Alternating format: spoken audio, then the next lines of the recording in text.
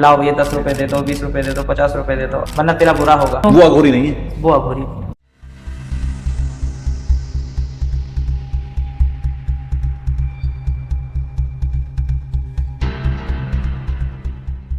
क्या होता है अघोर? मारण, उच्चाटन, वशीकरण, सम्मोहन, स्तंभन, कीलन पल भर में कर सकते हैं। कब ये मानते हैं कि अब अघोरी बन चुका है? मांस खाना होता है। शमशान काली और माँ काली भी अलग अलग है। अलग कैसे होगी ये बताइए।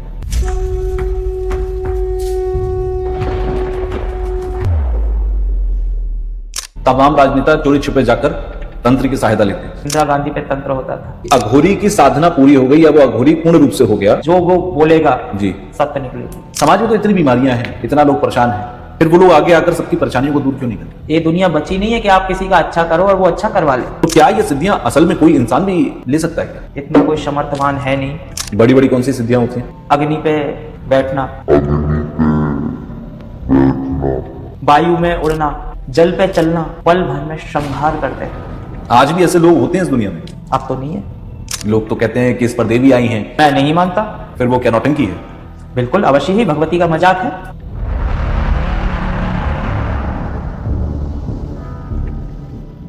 तो जब ये सारी सिद्धियां कर लेते हैं तो क्या क्या सामर्थ्य आ जाता है फिर आपके अंदर? जितना भी बलशाली वरिष्ठ तांत्रिक क्यों ना हो, आपके आगे नतमस्तक होना ही पड़ेगा। जो सिद्धियां आपने बताई जैसे कर्ण पिशाचनी हो गई, ये ऐसी सिद्धियां हैं कि अगर एक व्यक्ति ने कर ली फिर वो उसे ग्रस्त जीवन में नहीं रहने देती। क्योंकि जो ये शक्तियां हैं तो पूर्ण रूप से क्या मांगती हैं? संभोग।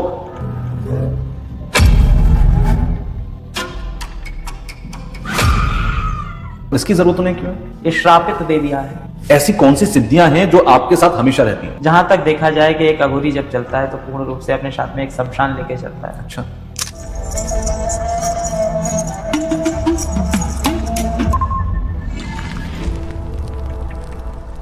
महाराज जी सबसे पहले तो आपका स्वागत, नमन। सावन का पहला दिन है और हम और आप हमारे स्टूडियो में बैठे हुए हैं और शक्ति शिव की साधना पर बात करेंगे, तो ये इससे अच्छा कुछ हो नहीं सकता, शायद मेरे लिए भी और हमारे भविष्य के लिए भी।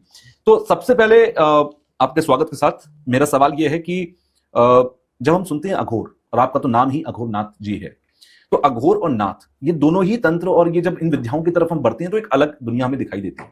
क्या होता है अघोर, क्या होता है अघोरी, क्या होता है अघोर तंत्र? महादेव जय मां। जय हो।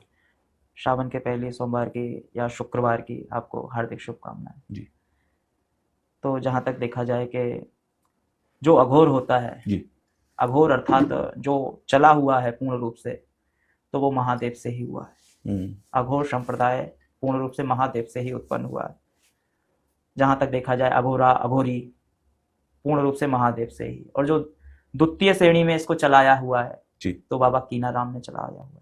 अच्छा, इसको जो कीनाराम अघोर संप्रदाय है उसको, अघोर संप्रदाय को आगे कीनाराम बाबा ने बढ़ाया हुआ। ठीक है। जो कीनाराम बाबा थे तो कीनाराम बाबा के गुरु थे कलुआ बाबा, अर्थात कालू डोंबी बोला जाता था। अच्छा, जो अघोर संप्रदाय में ही है ये चीज, तो इस कीनाराम बाबा के जीवन के आगे मैं बताता हूँ जी। और ये कितने साल पहले की बात होगी? लगभग हजारों साल? हाँ, मतलब इसका कोई टाइम आप नहीं बता सकते? इसका लेकिन आप ये मान सकते हैं हजारों साल पहले ये शुरुआत हुई। इसका कोई टाइम नहीं है, कोई अवधि नहीं है, इसका कोई समय नहीं है। और उस टाइम पर देशों की ये सीमाएं भी इतनी ज्यादा नहीं थी, तो किस देश में हुआ ये कहना बहुत सब कुछ सौम्य था। आपने सुना होगा कि हिंगलाज की चंडी जी, वो पाकिस्तान के बॉर्डर पर विराजमान है। 47 के बाद पाकिस्तान, उससे पहले भारत का हिस्सा था। सब कुछ भारत ही है जी, अलग अलग हो चुके हैं। बिल्कुल। और जहां तक देखा जाए कि पहले इतने मतभेद भी नहीं थे। जब ये साधु संत थे तो पहले इतने मतभेद भी नहीं थे। सही बात है। जैसे जैसे राजनीतियां बढ़ती गई, जैसे जैसे बीजेपी ये सब कुछ, जैसे जैसे नेतागिरी बढ़ती गई, वैसे वैसे फूट डालो राज करो की नीति बढ़ती गई। अंग्रेजों से ही सबसे पहले चालू हुआ, मुगलों से चालू हुआ जी। अब जहां तक देखा जाए कि जो हिंगलाज की चंडी थी जी, तो वहां पे कीनाराम बाबा ने बैठ के तपस्या की। अच्छा, जो कीनाराम बाबा थे जी, तो उनने वहां पे बैठ के तपस्या की। पहले तो ये चीज है कि जो शिशु था अर्थात जो उनका जन्म हुआ था तो 32 दांतों के साथ पैदा हुए थे। कीनाराम बाबा जी? हाँ, अच्छा, 32 दांतों के साथ पैदा हुए। 32 दांतों के साथ पैदा हुए थे। और जहां तक देखा जाए कि 8-10 दिन तक तो रोए नहीं थे। 8-10 दिन तक उनने दूध नहीं पिया था। अब कोई बच्चा 1-2 दिन भी रोएगा नहीं या दूध नहीं पिएगा तो उसे मरा घोषित कर दिया जाएगा। अगर आधे घंटे भी बच्चा ना रोए तो डॉक्टर उसे मरा हुआ घोषित कर देते हैं। आंखें नहीं खोलिया तो भाई ये चीज हुई। अब कुछ 3 साधु संत उनके घर पे पहुंचे। अच्छा। उनके कान में कुछ ऐसा बोला कि वो रोने लगे। कहते नहीं है कि अगर तिर मूर्तियां किसी के घर पहुंचती हैं तो ब्रह्मा विष्णु महेश बिल्कुल का ही रूप माना जाता है। बिल्कुल। और पहले के जमाने में ऐसा कई बार हुआ है, कई जगह उल्लेख है कि स्वयं अगर आवश्यकता पड़ती थी तो ब्रह्मा विष्णु महेश स्वयं जाते थे। बिल्कुल। माता सती अनसुईया भी थी, वहां पे भी पहुंचे थे। तो इस चीज को देखा जाए, उनने कान में कुछ ऐसा बोला, कुछ मंत्र फूंका या कुछ भी ऐसा किया तो बच्चा रोने लगा। रोने के बाद में उसको माँ ने दूध पिलाया। अब भाई साधुओं ने कहा ये आपका बच्चा नहीं है, आपके गर्भ से जन्म जरूर लिया है लेकिन ये बच्चा आपका नहीं है, इसको आप ज्यादा समय तक अपने पास रख नहीं पाओगे। 7-8 साल की उम्र में वो घर से निकल गए थे। अच्छा। निकल के पाकिस्तान के बॉर्डर पे हिंगलाज की चंडी की उनने साधना की। जो हिंगलाजेश्वरी देवी थी जी, स्वयं उनके लिए पकवान बना के लेके आती थी। अच्छा। जो हिंगलाज की देवी थी वो स्वयं पकवान बना के लेके आती थी। पहले सात्विक रूप में ही रहे वो, अर्थात जो सात्विक साधु होते हैं उसमें ही रहे जी, ठीक है ना। अब भाई जो वहां के भैरव थे, जब वो साधना करते थे तो वहां की आसपास की झाड़ू लगाते थे, वहां के भैरव। क्या बात है, जब वो साधना करते थे तो वो झाड़ू लगा रहे, कितनी पहुंच रही होगी। बहुत। जब तक वो 30 से 32 के नहीं हो गए, मतलब 20-22 साल उनको साधना करते हुए हो गए वहां पर। हाँ। अब भाई जो उनकी अवधि रही, एक दिन उनने ऐसा पूछ ही लिया, साड़ी का पल्लू पकड़ के उनने पूछ ही लिया एक दिन, माँ आप आधी रात्रि के हमारे लिए भोजन लेके आती हो, ये बताइए आप ऐसी कौन सी स्त्री होगी जो आधी रात्रि के लिए मेरे लिए भोजन लेके आएगी। जी, आधी रात्रि के लिए भोजन लेके आएगी। अब भाई इतना कहा और उन्होंने कहा बस आप कौन है, अपना परिचय दीजिए, मुझे अपने दर्शन दीजिए। भाई उनने अपने विराट रूप में माँ ने दर्शन दिए। माँ का इतना सुंदर रूप कि देख के कोई भी मोहित हो जाए। भगवती से बढ़ के ज्यादा कोई है नहीं। बिल्कुल। अब जो भैरव थे, भैरव से भी उनने कहा बालक तू कौन है, तू भी अपने दर्शन दे। भाई जहां वो मुदगर लेके और अपने स्वानारूढ़ पे सवार होके उनने दर्शन दिए तो पूर्ण रूप से वो एकदम उग्र भैरव।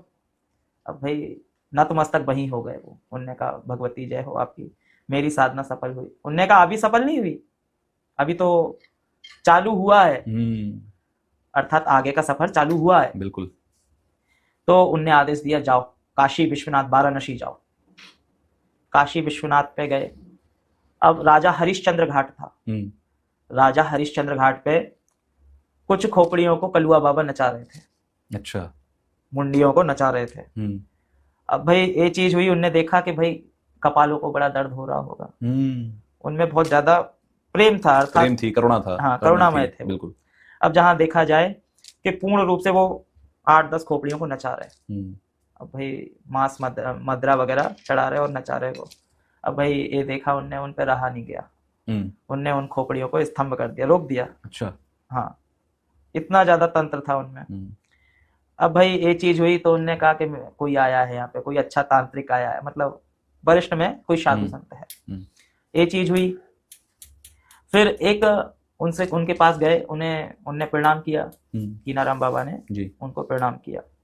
प्रणाम करके बोले कि ऐसी बात चली कि देखो नदी में कोई डूब रहा है, वो था शव अर्थात मुर्दा। जब को कुछ व्यक्ति मर जाते हैं तो डेड बॉडी पानी में फेंक दी जाती है। जैसे किसी को सांप ने काट लिया या कोई कुंवारा मर गया, नदी में बहा देते हैं। नदी में बहा देते हैं उसको। तो कुछ गांव में अभी भी प्रथाएं चलती आ रही है, उसको जलाया नहीं जाता था। अब भाई ये चीज हुई। अब भाई उनने कहा कि कहाँ डूब रहा है, वो तो तैरता चला आ रहा है।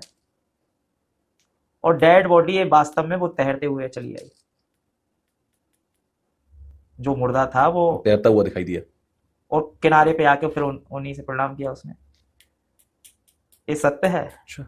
बिल्कुल अवश्य ही, जो मेरे गुरु बताते थे कि जी, वो बिल्कुल सत्य है। मेरे गुरु की भी आयु बहुत लंबी थी। उनने भी जीवित में ही समाधि ली। अच्छा। तो ये चीज हुई। अब भाई फिर उनने जो कलुआ बाबा थे, कलुआ डोम, कालू डोम, तो उनने कीनाराम बाबा ने कहा कि मुझे भगवती ने आदेश दिया है कि जाओ अपने गुरु से दीक्षा लो, तुम्हें उत्तम गुरु वहीं मिलेगा। तो फिर उनने भगवती का आदेश का पालन करते हुए उन्हें दीक्षा दी, चोटी केस किया, मुंडन किया। जो गुरु दीक्षा में गुरु शिष्य को जूठा खिलाता है जी, वो परंपरा चली। आज भी वहां पे जो आश्रम है तो वहां पे कीनाराम बाबा के नाम से ही चल रहा है। काशी में जो आज भी अघोरियों का एक आश्रम है कीनाराम बाबा के नाम से, और कीनाराम बाबा वही हैं जिन्होंने इस पूरे संप्रदाय की शुरुआत की, पहले व्यक्ति जो थे। बिल्कुल बिल्कुल अवश्य ही। देखिए एक ये चीज भी मानी जाती है कि जब शव साधनाएं होती है या जी। मुर्दे के ऊपर बैठ के साधनाएं होती है, सबसे पहले कीनाराम बाबा का आशीर्वाद जरूर लेना चाहिए। कभी भी साधना में आपको असफलता नहीं मिल सकती है। तो ये चीज हुई। पूर्ण रूप से आज भी जो धुआं जल रहा है जी, तो मुर्दे की चिता की लकड़ी से ही जल रहा है। अच्छा, कभी सादा लकड़ी नहीं लगती है, जो मुर्दे में से लकड़ी निकलती है जी, उसी लकड़ी से धुआं जलता है। और ये हर जगह अघोरियों के जितने भी आश्रम है सब जगह ऐसी व्यवस्था है। बिल्कुल अवश्य ही। ओके। क्योंकि जो चेटका मानी जाती है जी, उस पे स्वयं दशम महाविद्याएं विराजमान होती है। आपने देखा होगा कि जितने भी भगवती ने उग्र रूप लिए हैं शिव या शव के ऊपर ही रूप लिए हैं। आप देख सकते हो कि जो माँ तारा है वो भी शव के ऊपर है, ठीक है ना। अब जो महाकाली है, भद्रकाली है, वो भी शव अर्थात शिव के ऊपर है जी। आप देख सकते हो षोडशी है वो भी शिव के ऊपर है। पहले सिंह, जो षोडशी है वही कामाख्या है, बाल सुंदरी भी कहा गया। अच्छा। अब देखा जाए कि जो माँ कामाख्या है जी, पहले तो सिंह है, सिंह के ऊपर आसन है, आसन के ऊपर महादेव लेटे हुए हैं। महादेव की नाभि से जो कमल निकल रहा है जी, उस कमल में से माँ कामाख्या का प्रकट हुआ है।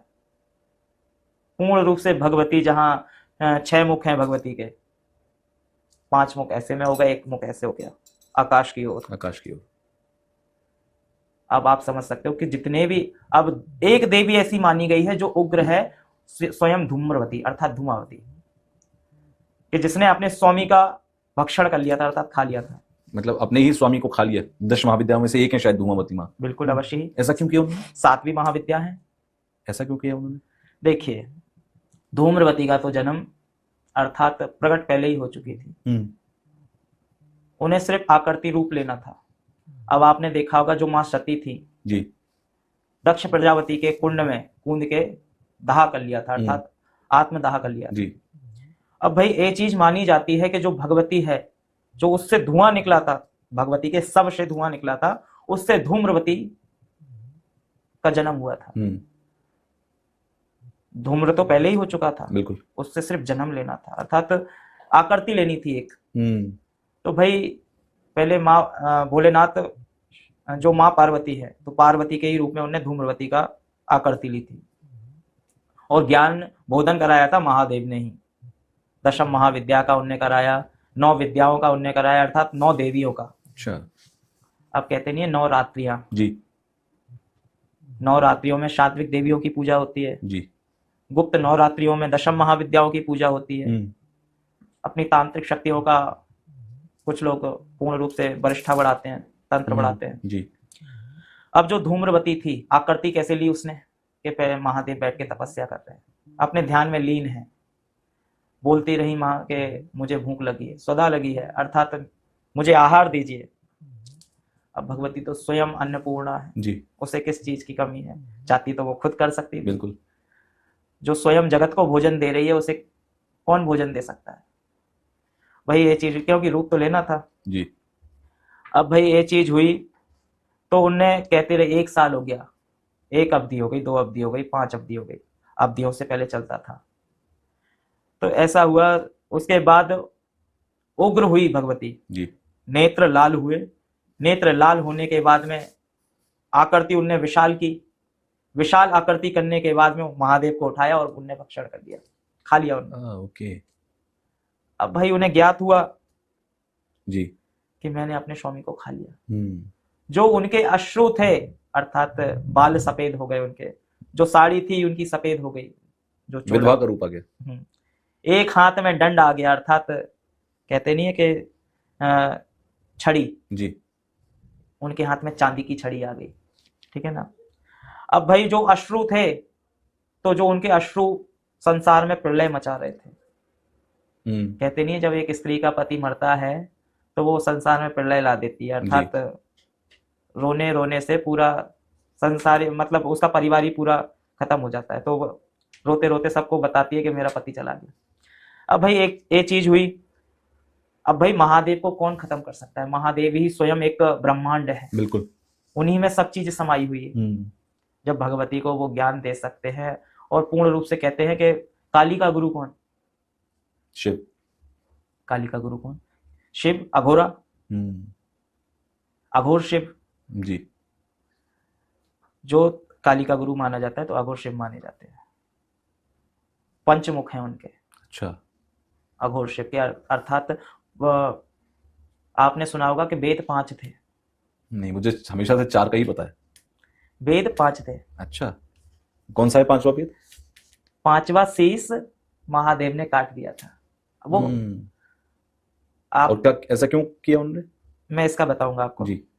इसमें ये चीज जहां देखी जाए, जो धूम्रवती थी जी, माँ ने ग्रहण कर लिया। अब जो सूरज था, चंद्र था, मंगल ग्रह था, सारे नष्ट होने लगे। सारे ग्रह, धरती भी पूरी कंपित होने लगी, धरती जलने लगी, जो पेड़ पौधे थे सबरे नाश होने लगे, जीव जंतुओं में श्वास नहीं आ रही। तो अंदर से उसमें आवाज आई कि मैं कहीं नहीं गया, मैं जीवित हूं। रूप लेना था। उसके बाद महादेव हृदय में से निकल के भगवती के समक्ष आके खड़े हुए। तो भाई देखिए, नाना प्रकार के रूप भगवती ने लिए, महादेव ने भी लिए। बिल्कुल। ऐसे भगवती का, धूम्रवती का हुआ। अब जो अघोर में है, तो आप अघोर क्या करते हैं? अघोरी क्या करते हैं? पूर्ण रूप से ये चीज मानी जाती है कि दशम महाविद्या की साधना करते हैं। सबसे ज्यादा मानते हैं काली, भैरव और दशम महाविद्या को। अच्छा, अघोर जो पूरा संप्रदाय है ये दशम महाविद्या और भैरवों की साधना करते हैं। अच्छा, लोग ऐसा मानते हैं कि ये शिव की साधना से आते हैं। देखिए, शिव है जी, शक्ति है जी। अगर शक्ति नहीं है तो शिव कहां से है? और शिव नहीं है तो शक्ति कहां से? मतलब जो शक्ति की उपासना कर रहा है वो शिव की भी कर ही रहा है, और जो शिव की कर रहा है वो एक ऋषि मुनि थे जी, वो महादेव को बहुत मानते थे। महादेव की शाम सुबह दिन रात आराधना करते थे, और वो शक्ति को नहीं मानते थे। अच्छा। वो शक्ति को नहीं मानते थे। अब जो शक्ति है तो वही शक्ति को क्रोध आया। स्वयं महादेव भी भिक्षा मांग रहे हैं, तो किससे मांग रहे हैं? मान्यपूर्णा से। मान्यपूर्णा से मांग रहे हैं। जब स्वयं शिव ही उनके आगे झुक रहे हैं जी, तो तुम तो एक ऋषि मुनि हो, तुम क्या हो भाई? जिससे साधनाएं प्राप्त कर रहे हो, ज्ञान प्राप्त कर रहे हो, वो जिसको मान रहे हो उसी की अपमान कर रहे हो। महादेव के आगे भगवती स्वयं समक्ष खड़ी थी। तो ऋषि मुनि ने कहा मैं आपकी पूजा कर सकता हूं, इनकी नहीं कर सकता, मैं स्त्रियों का सम्मान नहीं करता। तो एक चीज हुई, भगवती को क्रोध आया। भगवती को क्रोध आया तो भगवती ने कहा जितना भी तुम करोगे, जितनी साधना करोगे वो क्षीण हो जाएगी, कुछ नहीं प्राप्त होगा तुम्हें। उस टाइम पे भाई एक सन्यासी, एक साधु नाना प्रकार की बीमारियों से ग्रस्त हो गया, और कभी भी उसे जगत में सम्मान नहीं मिला। जो शिव है वही तो शक्ति है भाई। जितना शिव को पूज रहे हो उतना शक्ति को पूजो। अगर मान के चलो, आपने सुना होगा कि शिव और शक्ति को अर्धनारीश्वर भी कहा। बिल्कुल। जो आपका ग्रस्त मार्ग है, तो आप अपने अंदर भी एक देख सकते हो कि एक स्त्री एक पुरुष जब पूर्ण रूप से एक होते हैं, जब भी तो अर्धनारीश्वर, अर्ध शक्ति बोली जाती है। बिल्कुल। पूर्ण शक्ति बोली जाती है। अर्ध शक्ति आप मानोगे, अर्ध शक्ति स्त्री मानी जाएगी। और जहां तक देखा जाए कि ये चीज मानी जाती है कि जब आप भी कुछ कार्य कर रहे हो या स्त्री कार्य कर रही है, कभी घर एक व्यक्ति से तो चलता नहीं है। बिल्कुल। आप भाई अपनी नौकरी पे जा रहे हो, कुछ भी कर रहे हो, गृहस्थ का कार्य स्त्री कर रही है, वो घर गृहस्थी संभाल रही है। बिल्कुल। आप बाहर का देख रहे हो। बिल्कुल, है ना? सबका अपना स्थान है, सब अपने अपने स्थान पर अपने अपना काम पूरा कर रहे हैं, जिम्मेदारियों को पूरा कर रहे हैं। अवश्य ही। तो ऐसे भगवती और शिव का ही मिलन माना जाता है। एक जोड़े में बंध के चलोगे तो सब कुछ मिलेगा, और जोड़े में बंध के नहीं चलोगे तो कुछ नहीं मिलेगा। सही बात है। आज भाई कुछ लोगों के डिवोर्स भी हो रहे हैं, कोई किसी अपने पति को ही मार डाल रही है, कोई पति पत्नी को मार डाल रहा है। ये क्या है? कलयुग का ही तो चरण आगे बढ़ रहे हैं।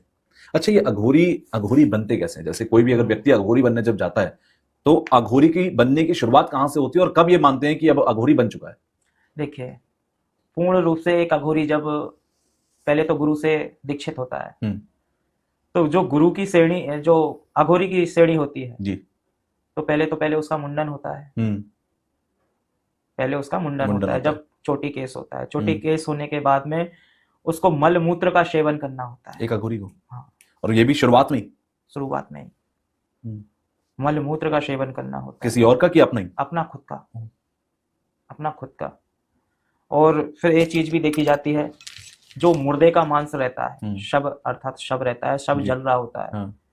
तो उसका मांस खाना होता है।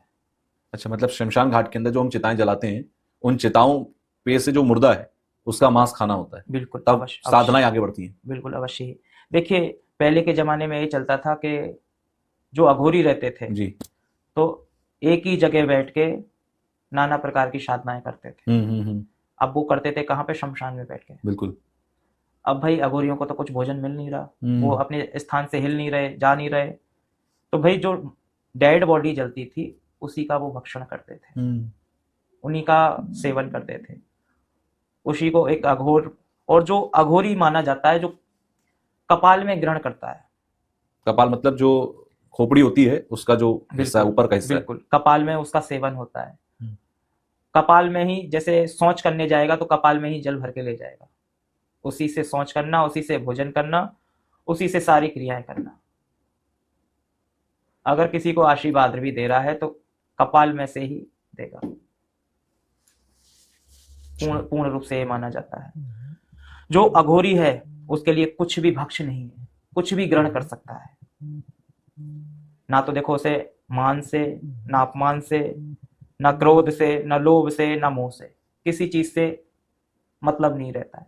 एक अघोरी सौम्य रहता है, एक बालक स्वरूप में रहता है, और जितनी वो शिव की साधना कर रहा है या भगवती की साधना कर रहा है। अब भाई ऐसे कौन से शमशान होते हैं जहां पे देखो या बगलामुखी का मंदिर होगा जी, या भैरव का मंदिर होगा या काली का मंदिर होगा, ऐसे शमशानों में ज्यादा साधनाएं वो करते हैं। अच्छा, कि जिस शमशान घाट के अंदर ये मंदिर जो आपने बताया माँ बगलामुखी का या माँ काली का है, वहां पर, अच्छा मैंने सुना है शमशान काली और माँ काली भी अलग अलग है। शमशान में निवास करने वाली माँ शमशान काली है।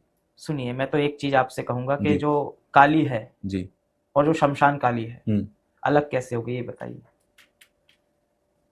सोच है व्यक्ति की। अब भाई जो तारा है जी, जो तारा है स्वयं अपने आप में तंत्र स्वरूपिणी कही गई है जी, स्वयं शमशान की वरिष्ठा देवी मानी गई है। अब देखोगे तो वो ममतामय रूप में दिखेगी, और उग्र रूप में देखोगे तो वो शमशान काली दिखेगी। बिल्कुल। अब ये चीज मानी गई है कि जो मां सती का देहांत हुआ था, अर्थात मां सती ने अग्निकुंड में आहुति दी थी, तो उस पल में महादेव को क्रोध आया था, तो जटाओं से दो शक्तियां उनने उत्पन्न की थी। तो एक उसी जटा में से वीरभद्र भी हुए थे जी, और भद्र काली भी हुई थी। अच्छा।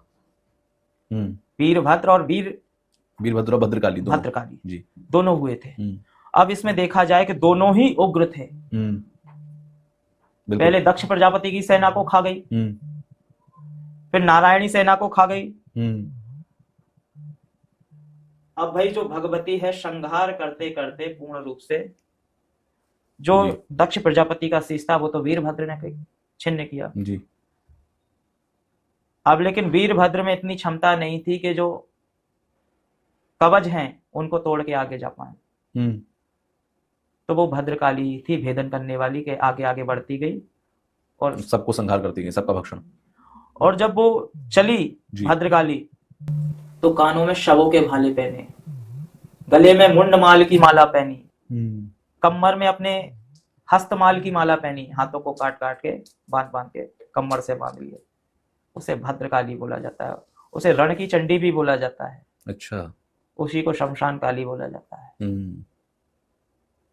जो संहार की देवी है। अच्छा, आप भद्रकाली सजन भी कर सकती है जी, भद्रकाली सजन भी कर सकती है और संहार भी कर सकती है, क्योंकि समय चक्र से की गति से जाने की क्षमता है। आपने देखा होगा कि 5 शक्तियां ऐसी मानी गई है जो परा है जी। महादेव की जब विवाह हुआ था तो उसमें पूजन किसका हुआ था? सर्वप्रथम गणेश जी का। गोबर गणेश अर्थात जी। महागणाधिपति। जी। महागणाधिपति हो गए, एक महाविष्णु हो गए, ठीक है ना। महादेव से भी बड़े एक और महादेव हैं, सदाशिव। महाकामेश्वर महादेव। अच्छा। अब आपने देखा होगा भद्रकाली भी परा मानी गई है, जी। ठीक है ना।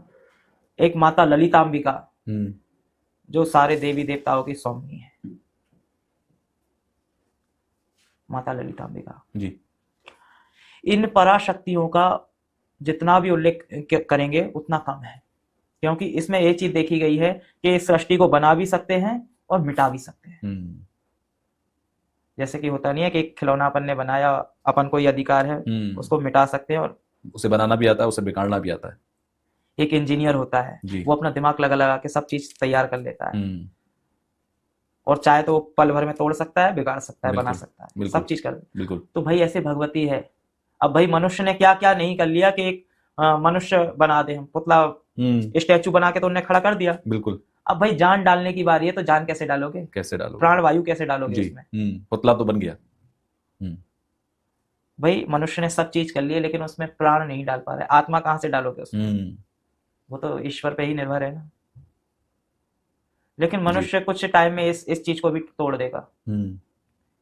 कलयुग की चरण सीमा आएगी तो इस चीज को भी तोड़ देगा। आत्मा एक व्यक्ति में से ट्रांसफर करके दूसरे व्यक्ति में ट्रांसफर कर सकता है, ये चीज भी हो जाएगी। मशीनें इतनी पावरफुल हो जाएंगी, ये कलयुग के आगे आने वाले सालों में देखने को मिलेगा। बिल्कुल अवश्य ही। अब जहां तक देखा जाए कि जो अघोरी होते हैं जी, मारण, उच्चाटन, वशीकरण, सम्मोहन, स्तंभन, कीलन, द्वेषण पल भर में कर सकते हैं। अच्छा, हर एक अघोरी देखिए जिसने साधनाएं की हैं, तपस्याएं की हैं और शिव में अपने लीन है, वो पल भर में मारण उच्चाटन कर सकते हैं। अच्छा, बिल्कुल अवश्य ही। देखिए सब चीजों को कीलन कर दिया गया था, सब चीजों को कीलन कर दिया गया था। मारण, उच्चाटन, वशीकरण, सम्मोहन, स्तंभन, हर चीजों का कीलन है। लेकिन कुछ मंत्र, शावर मंत्र है जी, स्त्री तंत्र है, किन्नर तंत्र है, ये तंत्र ऐसे हैं इन्हें कोई कीलन नहीं कर पाया। अच्छा, महादेव कीलन करना भूल गए थे। तो जब अघोरी पूर्ण रूप से या शव के ऊपर बैठ के जगाता है अपनी शक्तियों को, तो कीलन को भी तोड़ देता है। मारण बहुत तीव्र गति से करता है। जैसे मान के चलिए कि भैंसे की खाल पे बैठ के मारण होता है। भैंसे की खाल पे बैठ के जो मनुष्य के पेट की आंत रहती है जी, उसको निकाल के सर्प की हड्डी प्रो के 1.25 लाख मंत्र का जाप जिसके लिए कर दिया जाए, पूर्ण रूप से वो व्यक्ति बचता ही। अच्छा, ऐसा भी होता है जैसे मान के चलिए जो कोबरा सांप होता है, एक रेड स्नेक सांप होता है, अगर इनकी आहुति और शावर मंत्रों के साथ में दी जाए, डेड बॉडी के ऊपर जहर की आहुति दी जाए और जिस व्यक्ति का आप नाम ले रहे हो वो व्यक्ति नहीं बचेगा। दुनिया की कोई शक्ति है जो इस तंत्र को भी रोक सके? बिल्कुल अवश्य ही। बाराही है, विपरीत प्रतिंग्रा है, विपरीत प्रतिंग्रा है जो तंत्र को खाती है। बगलामुखी की अपोजिट देवी भी बोली जाती है। और जहां तक देखा जाए कि तंत्र पूर्ण रूप से जब बलिष्ठा में आता है जी, अपने चरम पे होता है, तो उसको कोई रोक ही नहीं पाता है। अब आपने देखा होगा कि रावण का मरण संभव नहीं था। बिल्कुल, रावण को कोई मार नहीं सकता था, तीनों लोकों में कोई नहीं मार सकता था जी। रावण का मरण संभव कब हुआ? जब स्वयं मां तारा बाण पे बैठ के गई थी, तब जाके नाभि में बाण लगा था, क्योंकि भेदन करना स्वयं तंत्र स्वरूपिणी के वश में ही था। बिल्कुल, क्योंकि एक रावण शास्त्र है, रावण संहिता। हाँ, रावण संहिता है, एक नहीं है 3-4 प्रकार की है। अच्छा, हाँ, मैंने उनको पढ़ा है, तो उसमें भी लिखा हुआ है कि रावण का भेदन कोई नहीं कर सकता था, रावण ने स्वयं लिखा है। लेकिन रावण कुछ चीजें ऐसी कह के गया है, स्त्रियों के बारे में भक्ष लग सकता है, जो जो स्त्रियों के बारे में कहा गया है वो सारी बातें सत्य निकली। रावण ने कही ये सारी बातें रावण संहिता के अंदर। क्या जैसे? जैसे स्त्री पराये पुरुष के साथ में रहेगी और ये चीजें हो रही हैं, आप देख सकते हो। और जहां तक देखा जाए कि कुछ चीजें ऐसी ऐसी कही हैं उसने, उनका वर्णन कहने में भी थोड़ा अच्छा नहीं लगेगा। तो जहां तक तंत्र का नाम आता है तो बड़े बड़े ज्ञानियों को मिटा के फेंक दिया है तंत्र में। इंदिरा गांधी पे तंत्र होता था कामाख्या से। कौन कराता था? देखिए, इंदिरा गांधी तो चली गई है भाई, पहली बात तो है। और कई जगह भी उल्लेख ऐसा आया है कि बड़े बड़े नेताओं पे भी तंत्र होता है। और ये भी है कि अभी भी देश के बड़े बड़े मंदिर ऐसे हैं जहां पर ये तमाम राजनेता चोरी छुपे जाकर तंत्र की सहायता लेते हैं। मेरे पास ऐसे बहुत से लोग आते हैं। मैंने कई लोगों को विजय बनवाया है, नाम नहीं बताऊंगा जी। तो भाई उसमें पूर्ण रूप से दशम महाविद्या का उल्लेख चलता है। जब मैं अनुष्ठान करता हूँ जी, जैसे कोई किसी को जितवाना होता है, विजय करवाना होता है, तो उसमें मैं ये चीज करता हूँ कि 3 महीने या 4 महीने पहले आपके इलेक्शन है या कुछ भी है तो उसमें अनुष्ठान करना मैं चालू कर देता हूँ। इतनी किसी में समर्थ नहीं है कि उसको हरा दे। मैंने ये चीज अपने प्रैक्टिकल करके देख ली है। अच्छा, अघोरियों के बारे में आप बता रहे थे, एक सवाल मेरे मन में तब आया कि अघोरी की साधना पूरी हो गई या वो अघोरी पूर्ण रूप से हो गया, ये कब पता लगता है? क्या उसे देवी देवता के या किसी सिद्धि के या किसी शक्ति के दर्शन होते हैं तब ये होता है? कब होता है? देखिए, पूर्ण रूप से जब अघोरी साधना करता है जी, अघोरी साधना करता है तो उसे पूर्ण रूप में आभास होने लगते हैं। उसकी वाक् शक्ति जो वो बोलेगा जी सत्य निकलेगी, असत्य हो ही नहीं सकती है। और जहां पे इस चीज का उल्लेख है कि भाई उसको दर्शन दिया जाता है, कुछ भी, हाँ दर्शन उसको मिलते हैं। जिस चीज की वो साधना कर रहा है, यक्षिणी की कर रहा है, प्रेत की कर रहा है, प्रेतनी की कर रहा है, डाकनी की कर रहा है, शाकनी की कर रहा है, कर्ण पिचासनी की कर रहा है, भगवती की कर रहा है, दशम महाविद्या की कर रहा है, जिस शक्ति की वो साधना कर रहा है पूरी लगन से कर रहा है। अच्छा, उस शक्ति को उसको दर्शन देना ही होगा। कुछ साधनाएं भी ऐसी है और जब पूर्ण रूप से ये चीज होती है, ये चीज नहीं होती कि भाई उसको बताया जाता है कि तुम अघोरी बन गए हो। अघोरी के पूरे लक्षण ऐसे होते हैं कि अगर वो भस्म भी लपेटे होगा ना कुछ भी, तो उससे इतनी सुगंध आएगी, इतनी महक आएगी कि आपको लगेगा कि हाँ कुछ पॉजिटिव वेव्स है। और जहां तक देखा जाए कि भाई देखो बहुत से लोग घूम रहे हैं कि नौटंकी करने वाले के भाई लाओ भैया 10 रुपए दे दो, 20 रुपए दे दो, 50 रुपए दे दो। आदमी उन लोगों के मारे डरा हुआ है दरवाजों पर जो जाकर हाँ 10 रुपए 20 रुपए, और बस कुछ नहीं, तेरा बुरा होगा तेरा भला होगा, कुछ नहीं, बस ऐसे कह दिया कि ला बेटा डाल दे वरना तेरा बुरा होगा। तो व्यक्ति वो अघोरी नहीं है, वो अघोरी नहीं है, बस वो पैसे बनाने के लिए अपने भस्म लपेटे हुए हैं। भाई ये भस्म लपेट रहे हैं तो इनका क्या, भाई जो घर गृहस्थी में चल रहे हैं तो उनका भी तो संहार निश्चित है। बिल्कुल, आप अपने लिए तो कर ही रहे हो लेकिन अपने बच्चों के लिए गड्ढा खोद रहे हो। ये चीज हंसी खेल नहीं है कि भस्म लपेट लिया आपने। भस्म लपेटना अर्थात शिव को पूर्ण रूप से अपने अंदर समावेत करना। भस्म का नियम होता है जब तक आप उसे अभिमंत्रित नहीं करोगे भस्म को जी, जब आप अभिमंत्रित नहीं करते हो और लगा लेते हो भस्म को, तो मान के चलिए कि पूर्ण रूप से आप प्रेत योनि में हो। अच्छा, अर्थात आप प्रेत बन रहे हो, भूत बन रहे हो। देखो महादेव को भी भस्म लेपन किया जाता है तो उसमें पूर्ण रूप से मंत्रों का आह्वान होता है। अब आपने देखा होगा कि जब अर्थियां जाती हैं जी, तो एक शब्द निकलता है मुंह से, राम राम सत्य है, सत्य बोलो गति है। कुछ लोग भाई जिसमें बुद्धि होगी वो उसे प्रणाम करेगा, ज्ञान होगा जिसमें जी, वो उसे प्रणाम करेगा अर्थी को, क्योंकि आखिरी शव यात्रा रहती है, उस व्यक्ति का आखिरी दिन रहता है उस जी। और कुछ लोग तो भाई डर के मारे अपने गेट बंद कर लेते हैं, अरे बुरा होगा। तो भाई शव देखना बुरा नहीं होता है। महादेव की जब बारात निकली थी जी, तो समझो कि पहले अर्थी निकली थी तब जाके बारात निकली थी। भूत प्रेत आगे चल रहे थे और महादेव नंदी पे बैठ के चल रहे थे। अब भाई ये चीज देखा जाए कि जब भस्म जो डेड बॉडी जला दी जाती है जी, तो उसमें राम राम का नाम छुपा होता है महादेव वही भस्म को लेपन करते हैं। कहते हैं कि भाई भस्म क्यों लगाते हैं महादेव जी, कहीं ना कहीं स्वयं महादेव राम का स्मरण करते हैं, नारायण शिव का ध्यान करते हैं। आपने सुना होगा कि भाई भगवान विष्णु किसका ध्यान करते हैं, 24 घंटे वो निद्रा में ही रहते हैं। कुछ 11 होती है, जैसे एक देव उठनी 11 होती है जी, एक देव शयनी 11 होती जी, है। तो देव शयनी को नारायण सोते हैं और देव उठनी को उठ जाते हैं। उस दिन से सारे कायम बनने चालू हो जाते हैं। एकादशी से जिसके विवाह नहीं हो रहे हैं उसके विवाह होते हैं, जिसके कार्य नहीं बन रहे हैं उसके कार्य बनने लगते हैं। तो उसी भस्म को महादेव लेपन करते हैं। इस चीज में देखा जाए कि कितना पॉजिटिव रहता है वो। बिल्कुल। और इस चीज को आप पवित्रा में कुछ लोग जोड़ देते हैं, अरे भाई मुर्दे की भस्म क्या लगा लगू के आगे घर में ये चीज।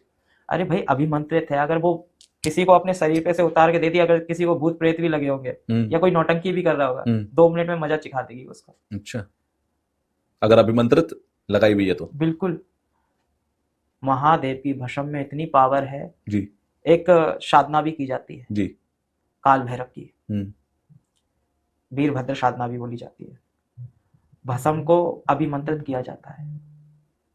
अभिमंत्रित करके अगर किसी को भी थोड़ी सी भस्म दे दी ना, जिसको बालक नहीं हो रहे, बच्चे नहीं हो रहे, और जिसको भूत प्रेत या कोई सी भी XYZ बीमारी लगी हुई हो, समझिए कि पूर्ण रूप से स्वतः ही वो चीजें हट जाएंगी, हट जाती है। और जिसको नेगेटिव चीजें होती हैं तो वो भी हट जाती हैं। इतनी बड़ी साधनाएं होती हैं वीरभद्र की। अच्छा, फिर सवाल ये आता है कि इस दुनिया के अंदर जितने भी साधनाएं लोगों ने की, जितने भी ऐसे अघोरी हैं जो सच में जिन्होंने साधनाएं की, समाज में तो इतनी बीमारियां हैं, इतना लोग परेशान हैं, फिर वो लोग आगे आकर सबकी परेशानियों को दूर क्यों नहीं कर रहे? अच्छा, एक ये चीज बताइए, व्यक्ति के पास बहुत सारा धन है, क्या वो अपना धन बांटने जाएगा? उससे तो उसका धन कम हो जाएगा। सुनिए जी। मंत्री हैं, राजा हैं, सही भाई, वो सब चीज करते थे, बांटते थे जी।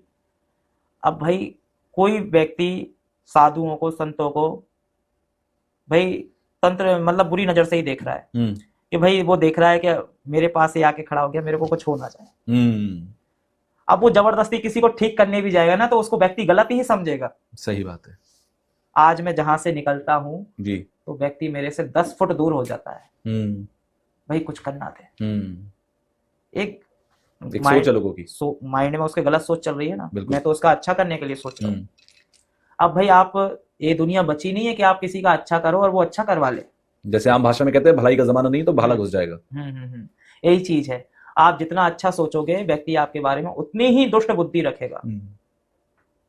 अब भाई जहां तक देखा जाए, मैं चाहे जितना अच्छा कर लूं किसी के साथ में, मेरे को उतना ही बुरा मिलता है। मेरे शिष्य भी हैं, मैं उनके साथ में चाहे जितना अच्छा कर लूं, मैं तो साफ कहता हूं जी, मैं चाहे जितना उनके लिए खर्च कर लूं या चाहे जितना मैं उनके लिए पॉजिटिव में कर दूं, एंड में जाके मेरे को ही बुरा बना देंगे। ये नियति है। और ये नहीं होता है कि भाई आप किसी के साथ में अच्छा कर रहे हो और आपको बुरा ही मिल रहा है। ये बात पक्की है, आप जितना अच्छा करोगे उसके साथ में आपको दोबारा से रिटर्न वो दुगना करके बुरा ही मिलेगा आपको। ये नियति है, ये संसार का नियम है। एक कलयुग का नियम है। संसार तो पहले बहुत अच्छा था जी, पहले तो बहुत एकता थी, आज कोई एकता नहीं है। तो सवाल ये आता है कि इंसान अच्छाई करना छोड़ दे क्या? नहीं नहीं नहीं, अच्छाई करना छोड़ देगा तो फिर और ज्यादा वो हो जाएगी, मतलब और ज्यादा संहार का रूप ले लेगा। देखो भाई, इस कर्मा जो आप कर रहे हो अपनी भलाई कर रही है, और जो व्यक्ति कर रहा है उसे करने दीजिए। आप नहीं देख रहे हो या दूसरा नहीं देख रहा है, ऊपर वाला तो देख रहा है, सब देख रहा है।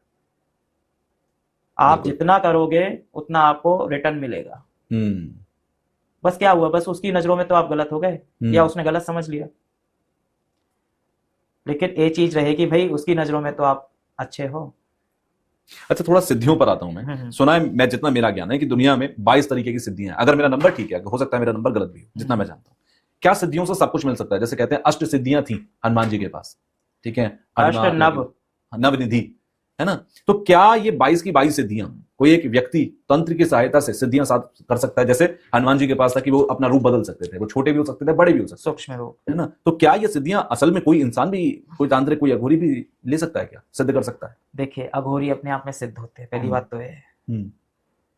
और जहां तक देखा जाए कि पूर्ण रूप में इतना कोई समर्थवान है नहीं जी, जो इन पूर्ण रूप से सिद्धियों को पा सके। अच्छा 32 सिद्धियां हैं। अच्छा, 32 सिद्धियां हैं। और अगर लगाने को बैठो तो 1,64,000 सिद्धियां हैं। अच्छा, नाना प्रकार की चीजें हैं, नाना प्रकार की सिद्धियां हैं। अगर एक एक चीज में उसको जोड़ोगे तो पूर्ण रूप से आपको वो चीज ध्यान में आएगी। बड़ी बड़ी कौन सी सिद्धियां होती हैं, क्या क्या हो सकता है? देखिए, जो मेरे गुरु थे, जी, अग्नि पे बैठना, अग्नि में बैठ के साधना करना, जलती हुई अग्नि में, बिल्कुल अवश्य ही। अब वायु में उड़ना, अच्छा, बिल्कुल अवश्य ही। जल पे चलना, जल पे चलना, चल के जाना, बिल्कुल। सबसे बड़ी शक्ति वो होती है जो पल भर में संहार करते हैं, पूरी सृष्टि का नाश करते हैं। एक आपने सुना होगा, कुछ अस्त्र हैं, कुछ बड़े बड़े अस्त्र हैं। पाशुपतास्त्र अस्त्र, नारायण अस्त्र, ब्रह्मास्त्र, बिल्कुल, रामबाण अस्त्र, ठीक है ना। तो इसमें जितना भी बोला गया है कि जो जो बड़े अस्त्र है पूर्ण रूप से जितना विध्वंसकारी है, शिव अस्त्र तो पूर्ण रूप से इसी प्रकार होता है कि जितनी बड़ी शक्ति प्राप्त करेगा उतना ही ज्यादा विध्वंस करेगा।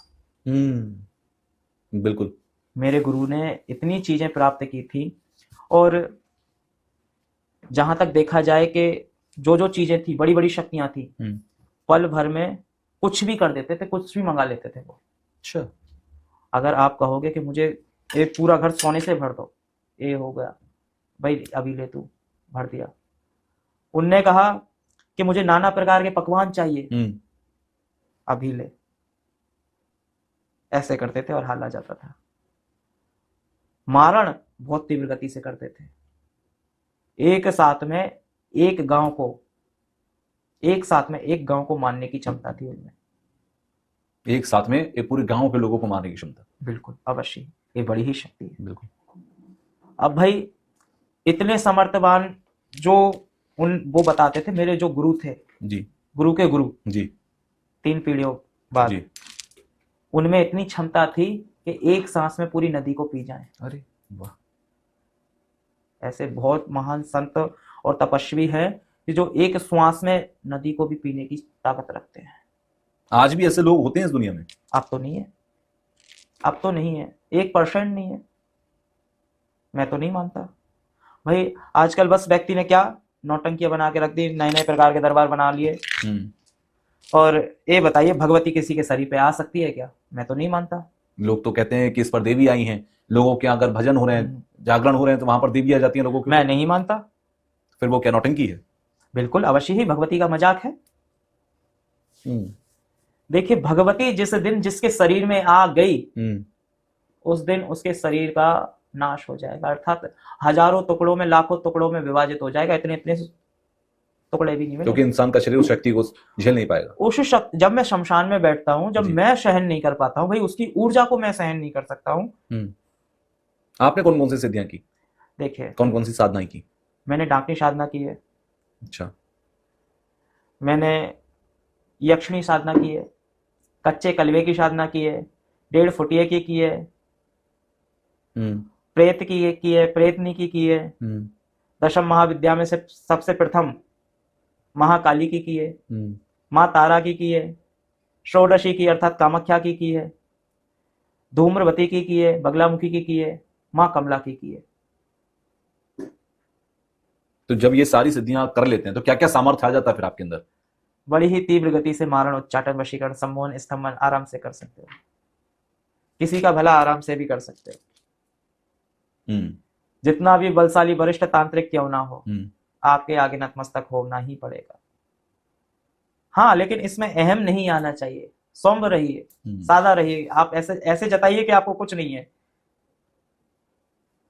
जितना आप सौम्य रहेंगे, सादा रहेंगे, सिंपल रहेंगे, उतना भगवती आपको चाहिए। इन सारी साधनाओं में सबसे मुश्किल साधना आपके लिए क्या थी? पूर्ण रूप से जहां तक देखा जाए कि डाकनी और शमशान काली की साधना। क्या हुआ था बताना, अगर आप बता सकते हो तो। बिल्कुल अवश्य ही।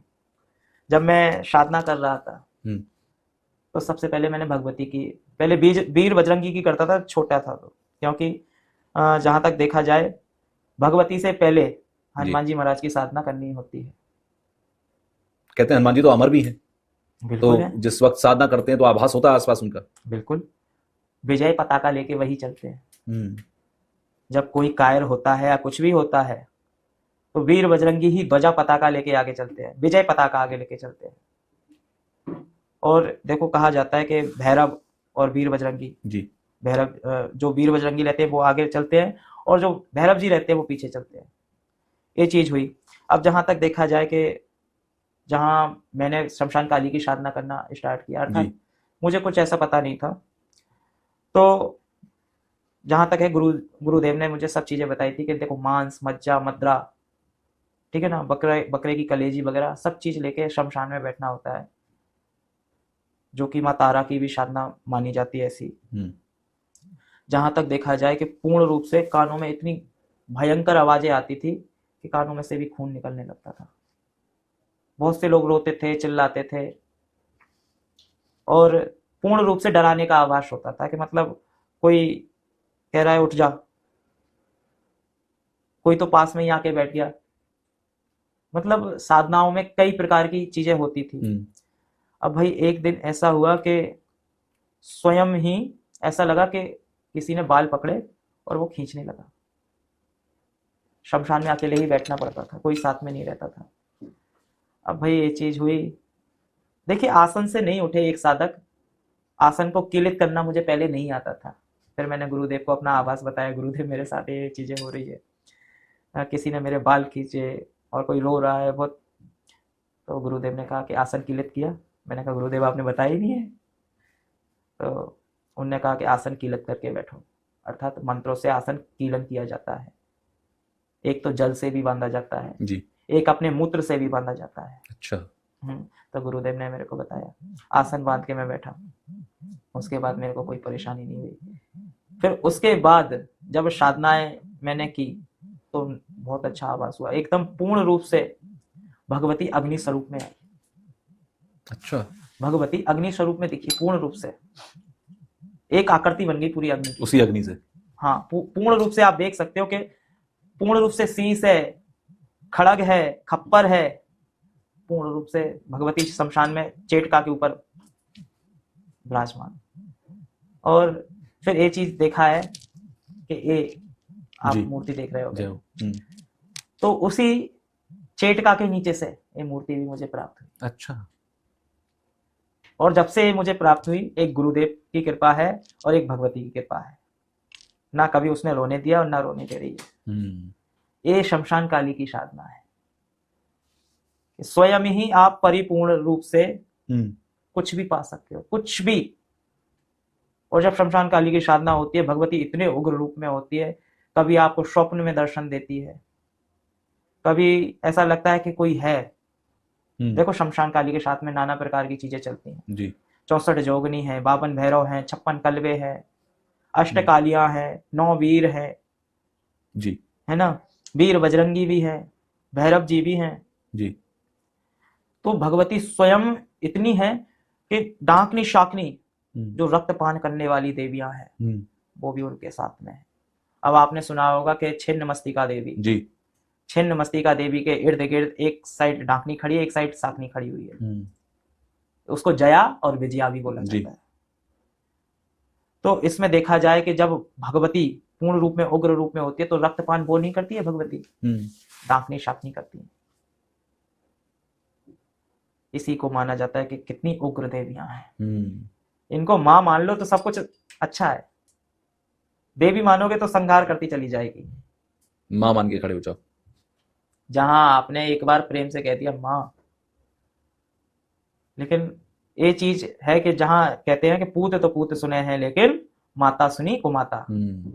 अब भाई लेकिन आजकल की माता भी ऐसी हो गई हैं कि कुमाता वो बन रही है। कलयुग का प्रभाव है। हाँ, वो अपने ही बच्चों को मार दे रही है, लेकिन हर स्त्रियां ऐसी नहीं है। हाँ, बहुत रेयर केसेस में ऐसा। हाँ, लेकिन इसको देखा जा रहा है कि कलयुग की सीमा शुरू हो गई है, अभी तो चरम पे जाएगी ये।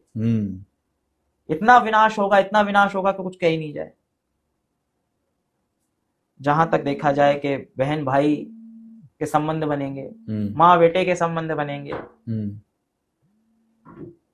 मनुष्य मनुष्य का मांस खाएगा। 12 साल की आयु में सब व्यक्ति अपना भविष्य देख लेगा और 12 साल में ही आदमी मर जाएगा। मतलब इंसान की उम्र सिर्फ 12 साल रह जाएगी। कल क्या 12 साल, 13 साल या बहुत से बहुत 14 साल, बस, इससे ज्यादा नहीं जिएगा। पहले इंसान 100 साल से ऊपर जाता था, अब 50, 60, 70 की रेंज पे जा रहा है, अब बल्कि बहुत सारे लोग तो 40, 50 के बीच में मर जा रहे हैं। आधा आधा हो जा रहा है पर कोई किसी का तो एक्सीडेंट हो जा रहा है, कोई 19-20 में ही मर जा रहा है। 20 साल की उम्र में बच्चों को हार्ट अटैक आ जा रहा है। आप समझ सक रहे हो इस चीज को। आजकल का क्या है, खान पान गलत हो चुका है जी। खाद्य पदार्थ इस प्रकार के खा रहे हैं कि जंक फूड और नाना प्रकार की वो क्या मोमोस हो गए जी, फुलके हो पिज्जा गए। हो गया। हाँ, अब जितना तुम खा रहे हो उतना तुम गवा रहे हो। वीर्य का संचालन ही नहीं हो रहा है। जितना वीर्य का संचालन हो रहा है उतना तुम नष्ट कर दे रहे हो। कैसे क्या होगा। आपने डाकनी की भी जिक्र किया था कि डाकनी की जब आपने साधना करी तो वो भी बहुत टफ थी आपके लिए, बहुत मुश्किल थी, तब क्या हुआ था? देखिए, जब डाकनी की साधना की जाती है जी, तो डाकनी की साधना पूर्ण रूप से एक जो भेड़ की चर्बी होती है जी, भेड़ की चर्बी से तेल निकाला जाता है, ऑयल निकाला जाता है। तो उसमें उस चर्बी के तेल से दीपक जलाया जाता है, नाना प्रकार का भोग रखा जाता है। बकरे की कलेजी हो गई, मुर्गा हो गया, अंडे हो गए, नींबू हो गए, लौंग, बतासे, जायफल जी। फिर डाकनी के मंत्रों का जाप चलता है, वो भी पूर्ण रूप से शमशान में की जाती है। तो इतना आभास होता था कि जब के छम छम छम ऐसे कोई आ रहा है, कोई हंस रहा है, और जब ऐसा होता था कि पूरे में सुगंध वातावरण हो जाता था, एकदम खुशबूदार वातावरण हो जाता था। फिर कभी कभी ऐसा लगता था कि रक्त की महक आ रही है, खून की महक आ रही है। अच्छा। जहां वो चीज लगी कि हाँ भाई ये चीजें हो रही है। डाकनी क्या है, समय चक्र से आगे देखने की क्षमता रखती है। अच्छा। समय चक्र रहता है जो आपने सुना होगा, कर्णपिचासनी जी। कर्णपिचासनी समय से पीछे देख सकती है, आगे नहीं देख सकती है। तो जिसने कर्णपिचासनी की है उसे डाकनी साधना भी करनी होती है। मतलब जिसने कर्णपिशाचनी की हुई है वो आपका भूतकाल बता पाएगा, भविष्य में क्या होगा नहीं बता पाएगा। तो जहां तक है डाकनी की साधना में फिर कुछ चीजें ऐसी होती है कि आपको अपने रक्त की बलि भी देनी होती है। अच्छा। बिल्कुल, आपको अपने रक्त का खप्पर बनना होता है। नाना प्रकार की जड़ी बूटियां लगती हैं, जटामासी हो गई, और अगर उसको ब्रह्म कमल से अगर पूजित किया जाए तो समझो धन धान से तुम्हें भर देगी।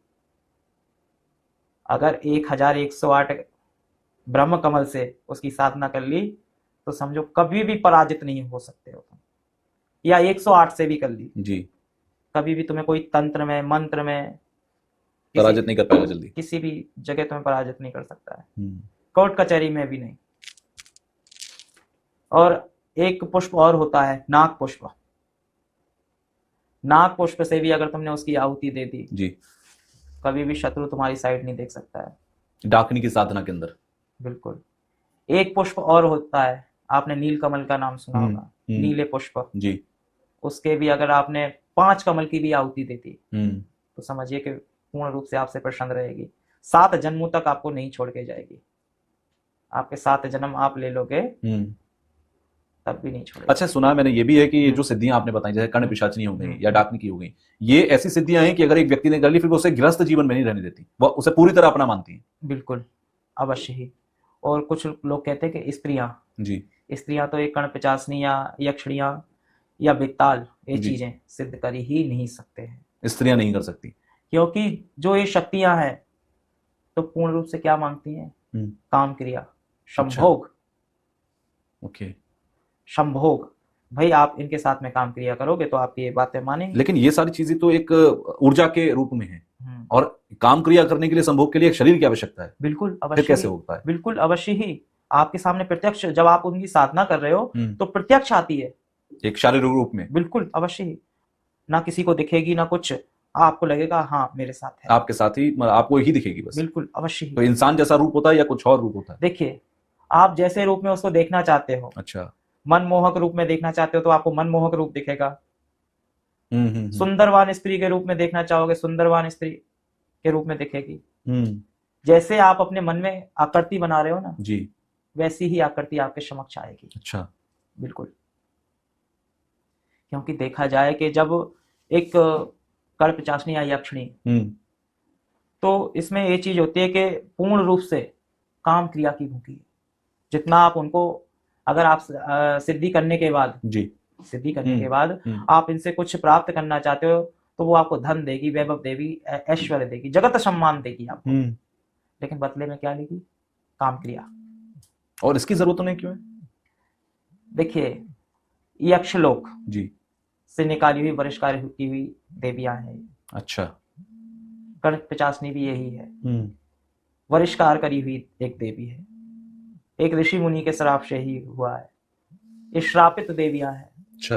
बिल्कुल भाई, जब एक यक्ष से इनको दूर किया गया था तो इन्हें श्रापित किया गया था, जाओ काम वासना की लालसा में तड़पती रहोगे। इस वजह से बिल्कुल श्रापित है। और इनकी साधनाएं करने में कितना समय लग जाता है? देखिए, कम से कम 41 दिन मिनिमम। कोई लोग कहता है भाई 2 दिन में सिद्ध हो जाती है, 3 दिन में सिद्ध, क्योंकि गूगल भरा पड़ा है कि कर्ण पिशाचिनी की सिद्धि ऐसे कर लीजिए, या ऑनलाइन बहुत सारे लोग सिद्धियां करा रहे हैं। ये क्या ऐसे भी संभव है? ना, बिल्कुल है ही नहीं। 1% नहीं है कि मतलब मान के चलिए आपको 3 दिन में, 24 घंटे में, मैं तो भाई मूर्खता मानता हूँ इस चीज को। अगर आपको सिद्धि चाहिए है और साधना करनी है तो पूर्ण रूप से बियाबान जंगल में या पूर्ण रूप से शमशान में जी इनकी आप साधना कर सकते हो। जब तक आप कपाल में आप दीपक नहीं जलाते हो इनके नाम का, अपना मल मूत्र स्वयं नहीं खाते हो कर्ण पिशाचिनी साधना में। अच्छा। बिल्कुल। और जब तक आप साधना कर रहे हो, जब तक वो आ नहीं रही है, जब तक वो आ नहीं रही है तब तक नहाओगे नहीं, स्नान नहीं करोगे। अच्छा। बिल्कुल, आपको मलच्छ होके रहना होता है। और जब आप अपने किसी का सुनना होता है ना जी, तो अपने कान पे भ्रष्टा लगाया जाता है। भ्रष्टा मतलब? मल। अच्छा। जिस कान में बोलती है उस कान में आपको भ्रष्टा लगाना होता है। okay. मल लगाना होता है, तब जाके वो आपके कान पे बोलेगी। और भाई ये चीजें हैं, आप कभी भी पवित्र जगह पे नहीं जा सकते हो, वीर बजरंगी के मंदिर में नहीं जा सकते हो। ऐसे लोग किसी मंदिर में नहीं जाएंगे कभी। बिल्कुल, उससे आपकी जो कर्ण पिशाचिनी रहेगी या यक्षिणी रहेगी, वो नाराज होंगी। बिल्कुल, पूजा नहीं करोगे कभी भी। देखो भाई, जो चीजें रहती हैं एक अघोर संप्रदाय में, तो एक पूर्ण रूप से है कि भाई एक अघोरी जाग रहा है तो जाग रहा है, पूजा कर रहा है तो कर रहा है, खा रहा है तो खा रहा है, नहीं खा रहा है तो नहीं खा रहा है। अब भाई जो ग्रस्त में है, कुछ लोग भाई करके बैठ जाते हैं, आधा अधूरा ज्ञान लेके बैठ गए। अब भाई वो क्या हुआ, कोई पागल हो जाता है, कोई मृत्यु के घाट उतर जाता है। तो भाई ये आधा अधूरा ज्ञान किसी के लिए पूर्ण नहीं होता है। अच्छा, आज तक आपने इतनी सारी सिद्धियां की, आपने बताया डाकनी की सिद्धि आपने की, और भी बहुत सारी सिद्धियों का आपने जिक्र किया। ऐसी कौन सी सिद्धियां हैं जो आपके साथ हमेशा रहती हैं? जैसे मुझे ये पता नहीं, हो सकता है सारी की सारी रहती हूँ, क्या ये सभी सिद्धियां आपके साथ हमेशा, जैसे मान लीजिए अभी आप यहाँ सामने बैठे, क्या ये सब आपके आसपास? बिल्कुल अवश्य ही। जहां तक देखा जाए कि एक अघोरी जब चलता है तो पूर्ण रूप से अपने साथ में एक शमशान लेके चलता है। अच्छा। बिल्कुल अवश्य ही। देखिए, सौम्य जहां रहना चाहिए वहां सौम्य होता है जी, जहां उग्र होना चाहिए वहां उग्र होता है। मतलब मैं ऐसे कह सकता हूं कि अभी आप मेरे सामने मुस्कुरा कर बैठे हुए हैं, बिल्कुल, लेकिन अगर यही उग्रता दिखानी हो तो फिर वो शायद रूप में देख ना पाऊं। बिल्कुल अवश्य ही।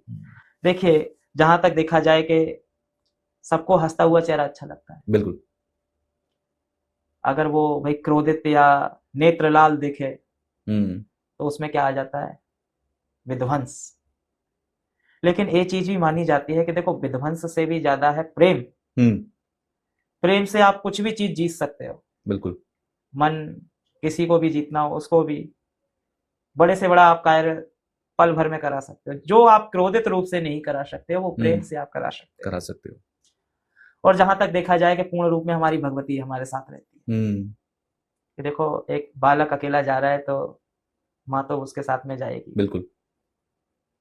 जब कोई साथ नहीं देता तो मैं तो उसको ही समक्ष मानता हूँ, एक गुरुदेव का आशीर्वाद हुआ, एक हमारे भगवती का आशीर्वाद हुआ। अच्छा, जिस वक्त साधना करते हैं उस वक्त ये सारी चीजें दिखती हैं, ये आपके साथ होती हैं, आपसे बात करती हैं। क्या साधना पूरी कर लेने के बाद जब आप शमशान में नहीं होते, जब आप साधना के दौर पे नहीं होते, क्या ये तब भी आपसे बात करती है? क्या तब भी आपको महसूस होती है? बिल्कुल अवश्य ही। ये बताइए, रात्रि में आप कितने बजे भोजन कर लेते हो? 8-9 बजे के आसपास। हमारा रात्रि में 12-1 बजे भोजन होता है। कभी 2 भी बज जाते हैं। क्यों? कभी 3 भी बज जाते हैं। अच्छा, बहुत सही सवाल मेरे मन में आ गया। एक आम इंसान की जिंदगी सुबह 7 बजे, 6 बजे, 8 बजे शुरू हो रही है। उसका एक रूटीन है कि सुबह ब्रेकफास्ट करना है, ऑफिस जाना है, फिर आके के काम करने हैं और रात में सो जाना है। एक अघोरी की, एक तांत्रिक की दिनचर्या क्या होती है? सुबह उठ के क्या करता है और रात में सोते सोते क्या करता है? देखिए, आपकी दिनचर्या सुबह 5-6 बजे से होती है जी, और हमारी दिनचर्या शाम को 7 से 6 बजे पे होती है। अच्छा, अर्थात उल्टा है। उल्टा रहता है। आपकी सुबह शाम को हो रही है। तो हम पूरी रात भर जागते हैं और सुबह 6 या 7 बजे तक हम सोते हैं। पूरी रात जाग कर करते क्या? मंत्र जाप, अच्छा, साधनाएं, रोजाना पर डे यही होता है। शमशान में ही बैठे रहते हैं। अब भाई देखो, जिसका जो गढ़ है वहां तो वो निवास करेगा ही जी। अब मान के चलिए, आप हो, आप सुंदर से घर में रह रहे हो जी, और आपको बियाबान जंगल में या शमशान में जाके बैठा दिया जाएगा, आपको कैसा लगेगा? डर लगेगा। मैं तो सुनकर डर रहा हूँ। अब भाई यही चीज हमारी है जी, कि अगर हमें सुंदर से या साफ सुथरे घर में बैठा दोगे तो अजीब लगेगा। अजीब लगेगा। अब भाई जिसमें देखो, ये लाइटें जल रही हैं अभी जी, तो मेरे को अच्छा नहीं लग रहा, ठीक है ना? मेरे को जितना अंधेरा है उतना मेरे को अच्छा लगेगा। मतलब इंसान की जिंदगी में जो कुछ है उसका बिल्कुल उल्टा घोरी और तांत्रिकों की जिंदगी में। बिल्कुल अवश्य ही। आपको चहल पहल अच्छी लगती है, हमें चहल पहल अच्छी नहीं लगती है। हाँ, लेकिन इतना है कि समय आने पे वो भी सहन करनी पड़ती है। संसार में रहना है। बिल्कुल अवश्य ही। बिल्कुल। देखिए, समय समय का हर चीज बलिहारी होती है जी, समय से कोई जीत नहीं सकता है। जो आपके भाग में, आपकी कुंडली में गणित होगा, एक पिन लगा देते हैं कि भाई ये डैश कर देते हैं कि हाँ ये चीज है जी। तो उसी प्रकार जीवन में जो लिखा होता है उसको कोई बदल नहीं सकता है। या तो वो आपकी साधना बदल सकती है, जितनी आपने पूजा पाठ किया है, या तो वो बदल सकता है, या तो कुछ चीजें आपके जिंदगी में, एक इंसान होता है, एक व्यक्ति होता है, वो आपकी लाइफ को पूरा चेंज करके रख देता है, जिससे आपकी जिंदगी में पूर्ण रूप से खुशी आती है। या तो वो चेंज कर सकता है, और ऐसा व्यक्ति हमारी जिंदगी में कोई होता नहीं है। अच्छा, भूत, भविष्य और वर्तमान, ये 3 काल है और कहते हैं कि साधनाओं से, जैसे आपने भी कहा कि भूत, भविष्य और वर्तमान तीनों पर कमांड किया जा सकता है। बहुत सारे लोग भूतकाल देख सकते हैं, जो कर्णपिशाचिनी का आपने जिक्र किया। डाकनी की शायद आपने साधना कही थी कि जिससे समय चक्र के आगे यानी कि भविष्य भी देखा जा सकता है, अगर मैं सही हूं। आपको भविष्य में कुछ ऐसा नजर आता है जो आप अभी नियमों को रखते हुए बता सकते हैं? देखिए, जो गुप्त है जी, उसे गुप्त रहने दीजिए। अच्छा। आप जितना आगे बोलोगे उतना ही व्यक्ति परेशान होगा। अगर मान के चलिए, सुनिए, अगर व्यक्ति से कहा जाए कि तेरे को हार्ट अटैक आने वाला है, जी, तेरे को हार्ट अटैक आने वाला है और तू 5 दिन में या 10 दिन में मर जाएगा, जो व्यक्ति 10 दिन में मरने वाला होगा वो पल भर में मर जाएगा, डर से मर जाएगा। बिल्कुल। कहते हैं कि सांप के काटने से आदमी नहीं मरता, और सांप के काटने की खबर सुन के मर जाता है। बिल्कुल अवश्य। क्यों? उसका जो जहर रहता है, या जहर पॉजिटिव में होता भी नहीं है, तो वो घबराहट इतनी ज्यादा, ब्लड प्रेशर उसका इतना हाई हो जाता है कि वो दिल के दौरे से या ब्रेन हेमरेज से मर जाता है। बिल्कुल। देखिए, जो समय चक्री गति है, अगर जो व्यक्ति, देखो, मनुष्य योनि में हो, मनुष्य योनि में अगर आप आगे जा रहे हो तो वो कभी अच्छा नहीं होता है, ना आपके लिए होता है और ना किसी दूसरे के लिए होता है। कहते हैं, होए वही जो राम रचि राखा और तरत बढ़ावे शाखा। तुम कितनी भी शाखा बढ़ा लो, जहां फल लगना होगा वहां फल लगेगा, और फल खट्टा हुआ तो वो तुम्हारे काम का नहीं। इसलिए कहते हैं, होए वही जो राम रचि राखा। तो आप ये कहते हो कि और इंसान तरत बढ़ावे शाखा। आपके पास भी बहुत लोग आते होंगे कि महाराज जी हमारे भविष्य में क्या होगा या हमारा क्या होने वाला है, बिल्कुल। तो भविष्य नहीं जानना चाहिए, ना ही पूछना चाहिए किसी को। देखिए, भविष्य जान के क्या मिल जाएगा आपको? भविष्य जानकर कोई भविष्य को बदल नहीं सकता। बिल्कुल नहीं बदल सकता। लेकिन मैंने आपसे एक चीज कहा है कि ऋषि मारकंडे थे जी, ऋषि मारकंडे थे, उनसे कह दिया था 14 साल या 13 साल की उम्र में मृत्यु हो जाएगी जी। तो उनके पिताजी ऋषि मुनि थे।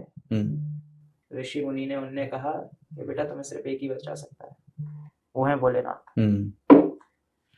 तो महामृत्युंजय मंत्र का जाप करो, बेलपत्री समर्पित करो, जल समर्पित करो। तो महामृत्युंजय मंत्र में इतनी क्षमता है कि वो मृत्यु को भी पलट सकती है। जब महादेव ने जाप की जो संख्या थी जी, तो जाप की संख्या महादेव ने घटा दी थी कि मेरा बालक बच जाए। और जब यमराज ने यम पास फेंका अपना जी, तो ऋषि मारकंडे तो लपटे लपटे स्वयं महादेव की पिंडी भी आ गई साथ। जहां वो पिंडी खींचने लगी स्वयं महाकाल अर्थात वीरभद्र प्रकट हो गए त्रिशूल लेके। जहां अर्थात ऐसा कभी जीवन में हुआ नहीं कि यमराज का यम पास जला हुआ हो, उसे कोई नष्ट नहीं करने वाला था व्यक्ति, लेकिन किसने नष्ट किया? वीरभद्र अर्थात महाकाल ने। कहते नहीं अकाल मृत्यु वो मरे जो कर्म करे चांडाल का, काल भी उसका क्या करे जो भक्त हो महाकाल का। ये हेडलाइन लिखी हुई है महाकाल मंदिर में। हाँ जी, मैंने वहां पढ़ी थी तो मेरे को अच्छी लगी थी, मैंने कहा बहुत अच्छा, बढ़िया है।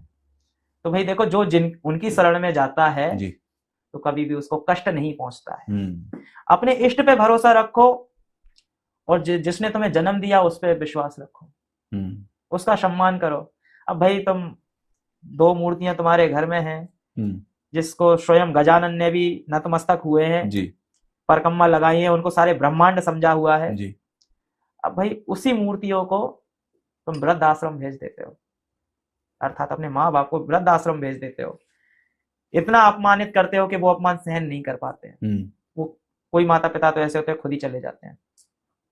तुम पूज रहे हो वीर बजरंगी को, कहीं काली को, और फिर बाद में कह रहे हो हम कष्ट भोग रहे हैं।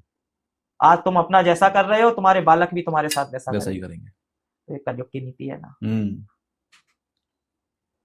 भाई। जहां तक देखा जाए कि पूर्ण रूप से देखो, भविष्य जो तुम्हारे जीवन में है वो होके रहेगा, उसको कोई बदल नहीं सकता है, पलट नहीं सकता है। देखिए ऐसा भी है, कोई जिद करने लगता है तो हम उसका फास्ट भी बताते हैं। अच्छा, लेकिन ये चीज सही नहीं होती है। आप जितना सोचेंगे कि भाई ये चीज हम जाने पहचाने क्या है कैसा है, तो ये चीजें सही नहीं होती है। समय चक्र गति से आगे मत जाओ।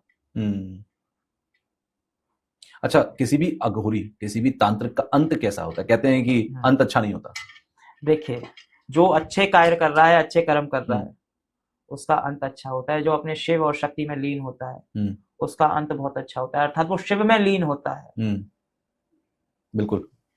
जो एक तांत्रिक या अघोरी रहता है जी, जो तांत्रिक रहता है वो क्षेत्रपाल बनता है बाद में जाके, नगर की रक्षा करता है वो अगले जन्म में। बिल्कुल अवश्य ही।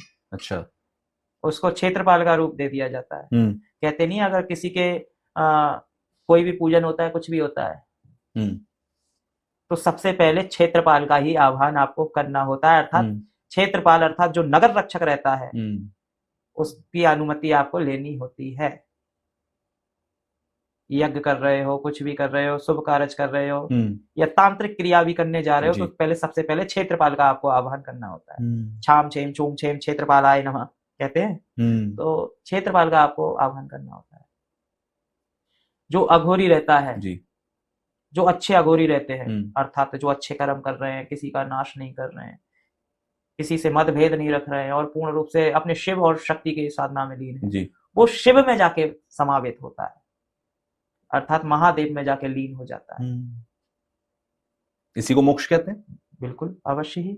अगर देखो, पहली बात तो जहां तक देखा जाए किसी को मोक्ष मिलता ही नहीं है, मोक्ष प्राप्त होता ही नहीं है, क्योंकि जीवन मरण के द्वंद में व्यक्ति इतना झूल रहा है। अगर किसी ने आपसे इतना बोल दिया है कि भाई एक शब्द बोल दिया तो भाई उससे लड़ने के लिए तैयार हो जाएगा। बिल्कुल। और आपकी जो जीवन पूंजी है जीवन पूंजी है जी, उसके नाश के लिए आप लुटाने के लिए समर्थ हो जाते हो कि भाई मेरे साथ ऐसा कर दिया है, मेरे साथ ऐसा हो गया है, इसने मेरे को गाली दी, कुल मिला के मतभेद पूर्ण रूप से उग्र हो जाते हैं व्यक्ति के, भाई अब तेरा मैं नाश करूंगा, कुछ भी हो जाए। बिल्कुल। अभद्र भाषा का प्रयोग करने लगते हैं। एक तो इस प्रकार आदमी परेशान हो जाता है, कुछ अपने बच्चों के मारे परेशान हो जाते हैं, कुछ व्यक्ति खान पान से ही परेशान रहते हैं, कोई शरीर से स्वस्थ नहीं रहता है। कहाँ किसको मोक्ष मिल रहा है बताओ? सही बात है। कोई अपने बेटे बच्चे में लगे हैं, मेरे बच्चे की शादी हो जाए, बच्चे आपके बारे में 2% नहीं सोच रहे हैं और आप बच्चों के बारे में सोच रहे हो। देखिए, जो मेरी नजर में है, जो गुरु के प्रति समर्पित रहता है, अपने माता पिता के प्रति समर्पित रहता है, हम्म। जो गुरु का कभी भी अपमान नहीं करता है, और जो हमेशा मान के चलिए अपने काम काज करते करते भी शिव या शक्ति का नाम ले रहा है, उसको मोक्ष प्राप्त होता है। मेरी भाषा में मोक्ष का ये है, क्योंकि देखिए, गुरुर ब्रह्मा गुरुर विष्णु गुरुर देवो महेश्वरा गुरुर साक्षात पर ब्रह्म तस्मै श्री गुरुवे नमः। अर्थात गुरु ब्रह्मा विष्णु महेश के समान है, उनसे बढ़ के उपाधि है जी। पहला गुरु तो आपकी माँ हो जाती है, और जो द्वितीय गुरु रहता है जो आपको ज्ञान देता है, एक वो हो जाता है, चाहे वो तंत्र का हो, चाहे आपका कॉलेज का हो, चाहे स्कूल का हो। बिल्कुल, गुरु तो गुरु होता गुरु है। तो गुरु है। तो उसी को माना जाता है कि आप कितना उसको, अब मान के चलिए एक व्यक्ति क्रिकेट खेल रहा है जी, और कोई उसे सिखा रहा है, उसकी वो बात नहीं मान रहा है गुरु की अपनी, तो क्या होगा? नाश तो होगा ही ना, पूरा करियर नाश हो जाएगा उसका, पूरा भविष्य बर्बाद हो जाएगा। देखो, उसी प्रकार है कि गुरु का अपना सम्मान करो, हर चीज आपको प्राप्त होगी।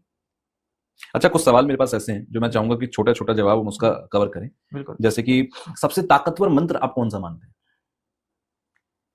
देखिए, पंचाक्षरी ओम नमः शिवाय सबसे ताकतवर मंत्र। बिल्कुल, अवश्य ही। सबसे कठिन साधना कौन सी है? सबसे कठिन साधना है शमशान काली की। अच्छा, दुनिया में कहते हैं चमत्कार को नमस्कार करते हैं, चमत्कार असली में होते हैं या ये घटनाएं हैं जो हमें चमत्कार लगती है? देखिए, चमत्कार होते हैं, लेकिन चमत्कार करने वाले अभी व्यक्ति नहीं बचे हुए। आप गुफाओं में, पहाड़ों में या साधना करना ज्यादा पसंद करेंगे या शमशान में? देखिए, जो पूर्ण रूप से भगवती नियति बनाती है, जैसी साधना होती है वैसा भेष होता है, जब वैसी ही जगह होती है। कभी साधना आपको नांग्र होके भी करनी होती है, कभी आपको साधना वस्त्र धारण करके भी करनी होती है। जहां शमशान की साधना होगी वहां शमशान की साधना होगी, और जहां गुफा में बैठ के एकांत में होगी, बियाबान जंगल में होगी, तो वहां उसका होगा। अच्छा, आपने कहा कि जो अघोरी असली में अघोरी है, जैसे आप अपने बारे में कह रहे हैं, हमेशा सौम्य रहो, आखिरी बार कब का याद है कि आप रोए हो? देखिए, जहां तक देखा जाए कि पूर्ण रूप से 15 से 16 साल हो गए हैं, तब रोया था। अभी तो कुछ, उसके बाद से कुछ रोना नहीं आया? कोई पता नहीं है कब रोया मैं। अच्छा, आपको आपकी जिंदगी के अंदर अघोरी बनने का सबसे बड़ा फायदा क्या नजर आता है? शिव को प्राप्त करना, शक्ति को प्राप्त करना। दुनिया का सबसे बड़ा वो डर जो आज भी आपको लगता है, कोई है? बस यही कि जो बीता हुआ कल है वो कभी वापस ना आए। और बीता हुआ कल ऐसा क्या है? जहां तक देखा जाए कि जो बीती हुई मेरी फैमिली, जब परिवार आपने छोड़ा, जो परिवार है, जो आपने मुझे बताया था कि 8 साल की उम्र में आप घर से निकल गए थे। बिल्कुल, अवश्य ही। और जहां तक देखा जाए कि एक डर ये भी है कि जहां तक भगवती का पूर्ण रूप से स्मरण किया है, बस उससे दूर ना हो, ये डर है मेरा। अब तक के जीवन में सबसे बड़ी सीख क्या मिली? किसी पे विश्वास ना करना। बड़े धोखे खाए हैं? बिल्कुल, अवश्य ही। मेरे शिष्य ही ने मेरे को दिया है। मैंने अभी तक जितना जिसके लिए किया है, उस व्यक्ति ने मेरे को उतना ही दोगुना लौटा के दिया है, उतना दोगुना धोखा लौटा के दिया है। अगला जन्म मिलना हो तो कौन सा जन्म चाहेंगे? यही वाला, अघोरी का ही? बिल्कुल, अवश्य ही। फिर अघोरी बनना चाहेंगे? बिल्कुल। अच्छा, आखिर में मैं चाहूंगा कि आप हमारे दर्शकों को जो भी आप सलाह देना चाहें या आप जो कहना चाहें। देखिए, मैं तो इतनी सलाह दूंगा कि जितना देखा जाए, जो तामसिक साधनाएं हैं जी, उनको ना करें, और जितना है भगवती में, महादेव में या नारायण में जी अपना मन लगाएं, उतना उत्तम रहेगा। अगर अपना काम करते करते भी आपने नारायण नारायण या शिव शिव शिव शिव, ओम नमः शिवाय आपने जाप कर लिया, तो आपका जीवन धन्य है।